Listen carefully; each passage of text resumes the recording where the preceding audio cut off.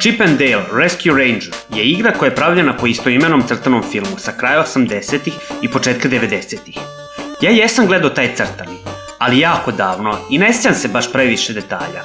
Ali uglavnom, koliko se sećam, priča se dešavala oko družine koja ide da pomaže onima u nevolji i usput rešava razne misterije. Jedan od njihovih glavnih neprijatelja je debela mačka koja je zlo uobraženo govedo.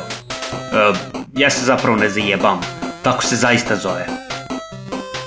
Svaka epizoda je posebna avantura za njih, ali nisam ja tu došao da pričam o crtaćima, već o igrama.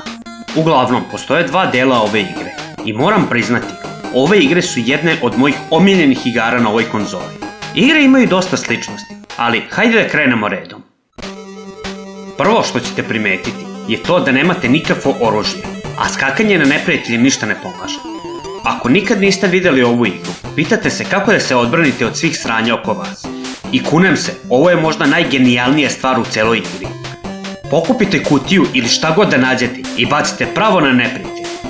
Stvar je u tome što kutije imate bukvalno na sve strane, ali ako se zajebete možete ostati veoma ranjivi.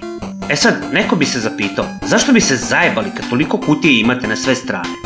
Nosiš jednu kutiju dok ti ne zatreba, kada je iskoristiš, pokupiš sledeću i tako dalje, zar ne? Pa, problem je u tome što ispod kutije možete naći ove cvetiće, žirove ili zvezde. Od toga vam žirovi vraćaju energiju, a cvetići i zvezde vam mogu doneti život na ovaj ili onaj način. A kutija ima toliko da je nemoguće zapamtiti šta se nalazi ispod svake od njih, tako da ćete većinu vremena raditi ovo.